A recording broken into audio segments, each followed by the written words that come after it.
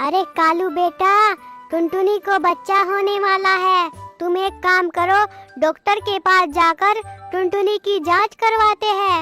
अगर गर्भ में बेटा हुआ तो सही है, लेकिन अगर गर्भ में बेटी हुई तो सोचना पड़ेगा इस टुनटुनी का क्या करना है। हाँ माँ, मुझे कौन सा लड़की चाहिए? मुझे भी लड़का चाहिए, लड़का। मुझे कोई बेटी बेटी नहीं चाहिए, मुझे बेटा चाहिए, बेटा।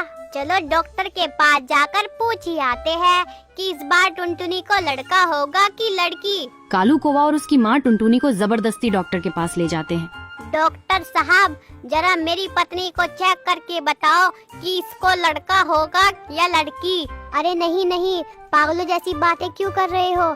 तुम्हें नहीं पता ये गैर कानूनी है, मैं ये नहीं कर सकता।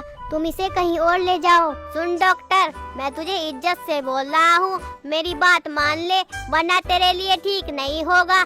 मैं तुझे जान से मार दूंगा और तेरा एक क्लिनिक भी तोड़ दूंगा। चल अब जल्दी से चेक करके बता कि इसके गर्भ में लड़का है या लड़की। इस तरह कालू कौवा डॉक्टर को डरा धमकाकर चेकअप करवा लेता है। डॉक्टर टुनटुनी की जांच करता है तो उसे बहुत आश्चर्य होता है। अरे ऐसा कैसे हो सकता है? ये तो मैं पहली बार देख रहा हूँ, ये कैसे मुमकिन है? अरे ओ डॉक्टर, खुद में ही बड़बड़ाता रहेगा या हमें भी बताएगा? जल्दी बता, टुनटुनी को बेटा ही होगा ना? नहीं नहीं, टुनटुनी के गर्भ में बेटा नहीं बल्कि 12 बेटियां हैं। मैं आपको मुबारकबाद देता हूँ, आपके घर में 12 लक्ष्मी आने वाली है। अपनी मुबारकबाद अपने पास रख डॉक्टर, क्या बकवास कर रहा है? हमें तो एक भी बेटी नहीं चाहिए थी और तू बोल रहा है कि 12 बेटियां होगी। डॉक्टर, हमें इतनी सारी मुसीबत अपने घर में नहीं चाहिए, हमें इतनी सारी बेटियां नहीं चाहिए। तुम ऐसा करो, इन बच्चियों को मार दो इन्हें, अभी के अभी मार दो। नहीं नहीं माँ जी, मैं पहले ही एक पाप कर चुका हूँ, अब दूसरा पाप नहीं करूँगा। बेहतर होगा कि आप कहीं और चली जाए माँ जी। डॉक्टर, तू ऐसे नहीं मानेगा, रुक, मैं अभी तेरी पिटाई करता हूँ और देखता हूँ तू कैसे बेटियों को नहीं मारता। तुम मुझे हाथ तो लगाकर दिखाओ, मैं तुम्हें अभी बताऊंगा कि मैं क्या कर सकता हूँ। मैं पुलिस को बुलाकर तुम्हें जेल भिजवा दूंगा। बेटा रहने देते हैं, चलो घर चलकर ही इस टुनटुनी का कोई उपाय ढूंढते हैं। कालू कौवा मजबूरन टुनटुनी को घर ले आता है। अरे कालू बेटा, मुझे तो कुछ समझ नहीं आ रहा, हमें तो एक भी बेटी मंजूर नहीं थी और यहाँ तो 12 बेटियाँ हो रही है। नहीं नहीं बेटा, मैं उन 12 बेटियों को अपने घर में नहीं रखूंगी। मैं नहीं चाहती कि वे तेरे सर का बोझ बन जाए। बेटा तू तो जीना ही भूल जाएगा और उनके लिए दहेज ही जमा करता रह जाएगा। तो मैंने कब कहा कि मैं इसे अपने साथ रखूंगा? मैं इसे किसी भी कीमत पर अपने साथ नहीं रखूंगा। माँ, एक काम करते हैं, टुनटुनी को घर से बाहर निकाल देते हैं, वो कहीं भी जाकर मरे, हमें इससे क्या। मैं एक अच्छी सी अमीर चिड़िया देखकर दूसरी शादी कर लूंगा जो मुझे बेटा देगी। हाँ हाँ बेटा, ये उपाय तो सही लग रहा है, लेकिन अगर हम उसे खुद घर से बाहर निकालेंगे तो वो पुलिस के पास चली जाएगी और हम दोनों को जेल में बंद करा देगी। जो होगा देखा जाएगा।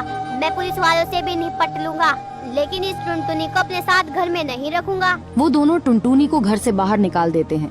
टुनटुनी उनके सामने बहुत रोती गिड़गिड़ाती है।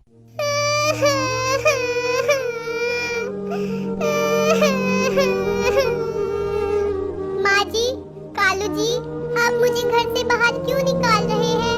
मेरी 12 बेटियां होने वाली है, उनका क्या होगा? मैं उन्हें कहाँ रखूंगी? ऐसा मत कीजिए, आप दोनों के अलावा मेरे इस दुनिया में कोई नहीं है। मेरे बारे में ना सही, कम से कम मेरी आने वाली 12 बेटियों के बारे में तो सोचिए।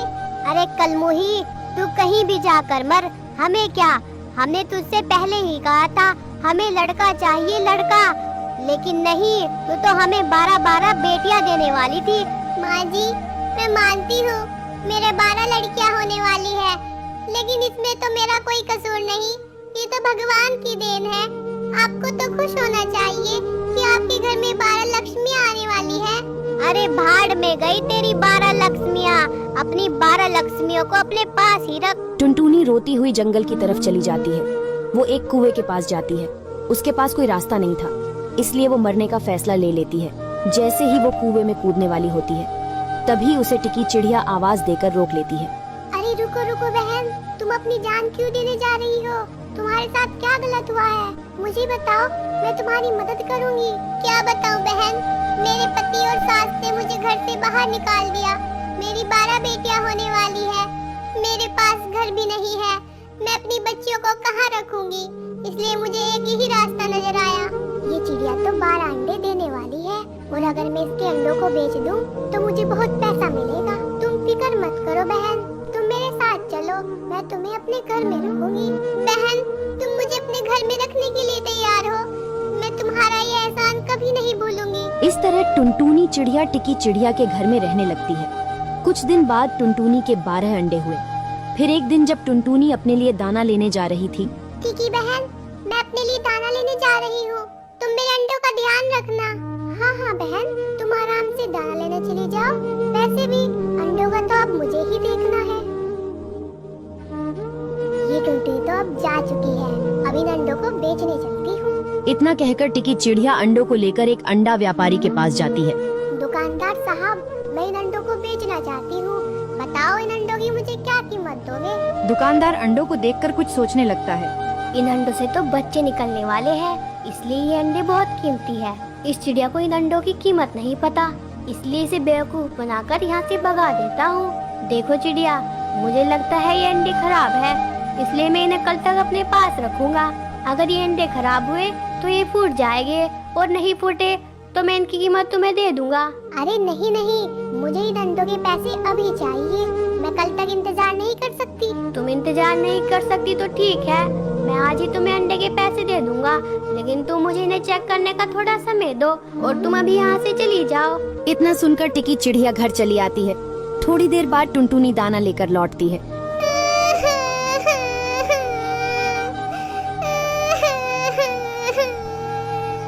हे भगवान, मेरे अंडे कहाँ गए? टिकी, मेरे अंडों को कौन ले गया? अरे बहन, तुम्हें क्या बताऊं, जैसे ही तुम घर से गई, यहाँ पर कुछ शिकारी आए और मुझसे अंडे छीन कर ले गए। मेरी जान भी बहुत मुश्किल से बची है बहन, अब मैं क्या करूं? मैं तुम्हारे अंडों को नहीं बचा सकी बहन। पता नहीं भगवान क्या चाहता है। मेरे पास मेरे जीने की आखिरी उम्मीद मेरी बेटियां थी, वो भी चली गई। अब मैं जीकर क्या करूंगी? इतना बोलकर टुनटुनी कुएं के पास आ जाती है। अब ये टुनटुनी कुएं में कूदकर जान दे देगी और अंडे के पैसे तो मुझे मिल ही जाएंगे। शायद भगवान आप भी यही चाहते हैं कि मैं सब कुछ छोड़कर आपके पास आ जाऊं, इसीलिए आप मुझे इतना दुख देते हैं। ठीक है भगवान, मैं आज इस कुएं में कूदकर अपनी जान देने जा रही हूँ। तभी अंडा व्यापारी वहाँ पर आता है। ये चिड़िया, जो तू मुझे अभी 12 अंडे बेचकर आई थी, वे खराब थे, इसलिए मैंने उन्हें फेंक दिए। अगर तुम्हें पैसे चाहिए तो तुम्हें मुझे दूसरे 12 अंडे देने पड़ेंगे, और अगर तुमने दूसरे 12 अंडे नहीं दिए तो तुम्हें कोई पैसा नहीं मिलेगा।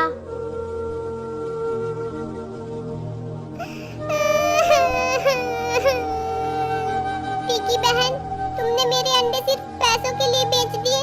क्यों किया तुमने ऐसा? और मुझसे झूठ बोल दिया कि शिकारी उठा कर ले गए।